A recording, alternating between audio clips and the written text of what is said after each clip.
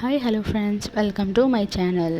இது பார்த்திங்கன்னா டொமேட்டோ கெச்சப்பா இல்லை டொமேட்டோ ஜாமா இல்லை டொமேட்டோ ஹல்வாவான்னு எனக்கே தெரியல. பட் டேஸ்ட் ரொம்ப நல்லா இருந்துச்சு. இப்போ கடையிலேருந்து நம்ம டொமேட்டோ கெச்சப் வாங்கி நம்ம குழந்தைங்களுக்கு கொடுத்தோன்னா அது நமக்கு ஹெல்த்தியாக இருக்காது. அதில் நிறைய ப்ரிசர்வேட்டிவ்ஸ் ஆட் பண்ணுவாங்க.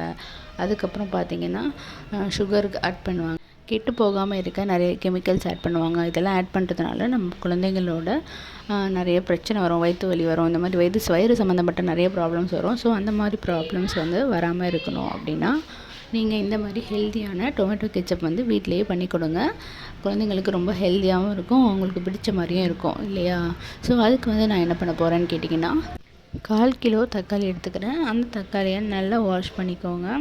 வாஷ் பண்ணிவிட்டு இந்த மாதிரி 2ஆக கட் பண்ணி அதை நம்ம ஒரு கடாயில் ஆட் பண்ணிக்கலாம். கொஞ்சம் கூட தண்ணி ஆட் பண்ணக்கூடாது. ஸோ டொமேட்டோலேயே நிறைய தண்ணி இருக்கும். அதன் மூலிமாவே அது நல்லா வெந்துடும். ஸோ கூடவே ஒரு கேரட், ஒரு சின்ன பீட்ரூட் மட்டும் ஆட் பண்ணியிருக்கேன் கலருக்காக. அதுக்கப்புறம் பார்த்திங்கன்னா ஒரு சின்ன துண்டு பட்டை, 5 கிராம்பு, 5 மிளகு ஆட் பண்ணியிருக்கேன்.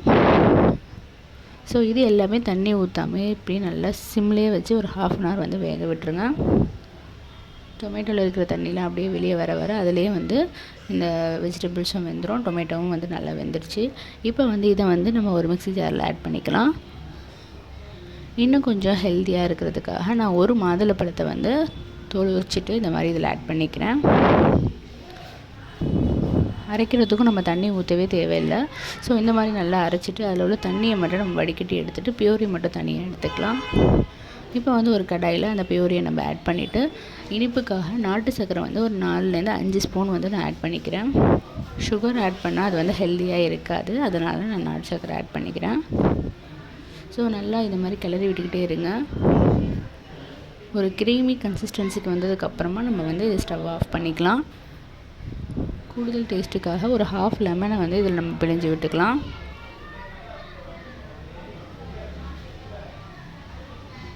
ஸோ ரொம்பவே ஹெல்த்தியான டொமேட்டோ கெச்சப் ரெடி ஆகிடுச்சு. இது ப்ரெட்டு, அதுக்கப்புறம் குழந்தைங்களுக்கு எதில் வேணாலும் நம்ம இதை மிக்ஸ் பண்ணி கொடுக்கலாம். ரொம்ப டேஸ்டியாக இருக்கும். ஸோ இந்த ரெசிபியை நீங்களும் ட்ரை பண்ணி பார்த்துட்டு எப்படி இருந்துச்சுன்னு கமெண்ட்டில் சொல்லுங்கள். இந்த வீடியோ உங்களுக்கு பிடிச்சிருந்தால் மறக்காமல் என்னோடய சேனலை சப்ஸ்கிரைப் பண்ணுங்கள். தேங்க்யூ ஃபார் வாட்சிங்.